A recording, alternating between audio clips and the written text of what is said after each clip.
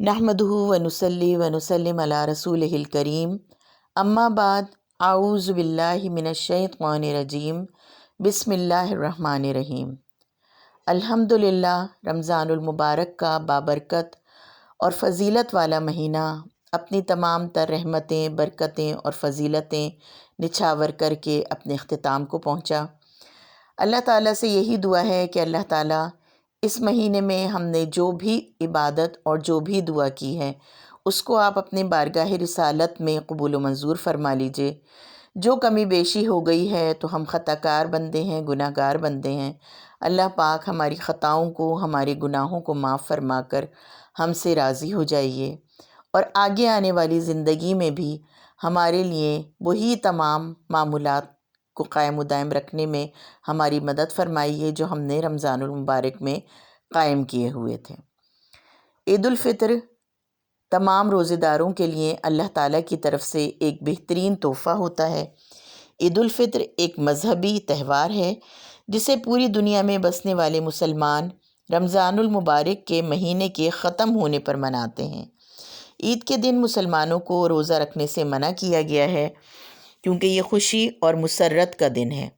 ये दिन खाने पीने और अल्लाह ताला की बड़ाई बयान करने का दिन है। मुसलमान रमज़ान के 29 या 30 रोज़े रखने के बाद यकुम शव्वाल को ईद मनाते हैं। मुख्तलिफ़ ममालिक में मुख्तलिफ़ दिनों में ईद मनाई जाती है। ये दिन हर मुसलमान के लिए खुशी और मुसर्रत का दिन होता है, लेकिन अपनी इन खुशियों में हमें उन तमाम लोगों का भी ख्याल रखना चाहिए कि जो साहिब इस्तिताअत नहीं हैं, जो ईद की खुशियों को हमारी और आपकी तरह नहीं मना सकते, और उनके लिए अल्लाह ताला ने सदक़ा फ़ित्र देने का हुक्म दिया है। सदक़ा फ़ित्र हर मुसलमान पर फ़र्ज़ है, ख्वाह उसने रमज़ान के रोज़े रखे हों या नहीं रखे हों। हज़रत अब्दुल्ला बिन अब्बास से रिवायत है कि रसूलुल्लाह सल्लल्लाहु अलैहि वसल्लम ने सदक़ा फ़ित्र को फ़र्ज़ करार दिया है ताकि रोज़ेदार के लिए लग़व और बेहुदा अफ़ालो अक़वाल से पाकीज़गी हो जाए और मिस्कीनों को खाने को मिल जाए। चुनाचे जिसने इसे नमाज ईद से पहले पहले अदा किया तो ये उसकी ज़कात है जो कबूल कर ली गई, और जिसने इसे नमाज के बाद अदा किया तो ये आम सदक़ात में से एक सदक़ा होगा। ईद उल फितर के दिन नमाज ईद 2 रकत और 6 ज़ायद तकबीरों के साथ पढ़ी जाती है, जिसे जामे मस्जिद या किसी भी ईदगाह में अदा किया जाता है। इसमें 6 ज़ायद तकबीरें होती हैं, जिनमें से 3 पहली रकत के शुरू में यानी सना के बाद और सूरह फातिहा से पहले, और बकिया 3 दूसरी रकत के रुकू में जाने से पहले अदा की जाती हैं। मुसलमान का अक़ीदा है कि इस्लाम में उन्हें हुक्म दिया गया है कि रमज़ान के आखिरी दिन तक रोज़े रखो और ईद की नमाज से पहले सदक़ा फ़ित्र अदा करो। नमाज ईद के लिए जाने से क़ब्ल गुस्ल करना सुन्नत है, और ईद उल फितर की नमाज से क़ब्ल कुछ न कुछ खाकर जाना भी सुन्नत है।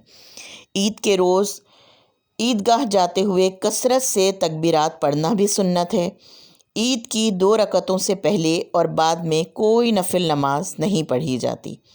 नमाज ईद की अदायगी के लिए ख़वातीन को भी जाना चाहिए, यानी इसकी ज़रूर एहतमाम करना चाहिए, और अगर साथ ना जा सके मर्दों के तो घर में नमाज ईद का एहतमाम ज़रूर करें। सही मुस्लिम की हदीस नंबर 2054 है। हज़रत उम्मे अतिया से रिवायत है कि रसूलुल्लाह सल्लल्लाहु अलैहि वसल्लम ने हमें हुक्म दिया कि हम जवान कंवारी लड़कियां और पर्दा नशीन औरतों को भी दोनों ईदों के दिन नमाज के लिए जाना चाहिए।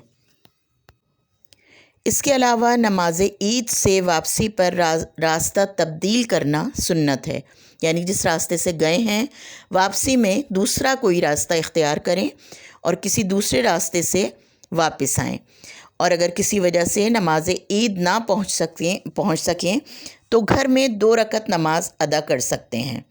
ईद के रोज़ मुसलमानों की बाहम मुलाकात आपस की मोहब्बत बढ़ाने का सबब बनती है।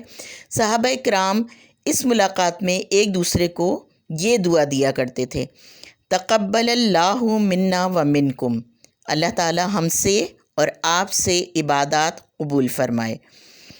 ہم سب کو چاہیے کہ عید میں ہم اپنے عزیز اقربا کی خیریت معلوم کریں، ان کے ساتھ میل جول بڑھائیں، دوستوں اور احبابوں سے ملاقات کریں، اور اپنی دعاؤں میں ان تمام لوگوں کو بھی شامل حال رکھیں جو آج اس دنیا میں نہیں ہیں، ان کی مغفرت کی، ان کی بخشش کی بھی اللہ تعالیٰ سے دعا کریں، اور خاص طور پر تمام مسلمانوں کے لیے دعا کریں، وہ مسلمان جو مصیبت میں گھرے ہوئے ہیں، جس طرح کہ فلسطین، غزہ، اسرائیل کے مسلمانوں کے لیے خاص طور پہ دعا کیجیے کہ اللہ تعالیٰ ان پر اپنا رحم و کرم نازل فرما دے، ان کی تمام تر تکلیفوں کو دور فرما دے، اللہ تعالیٰ انہیں آزادی نصیب فرما دے۔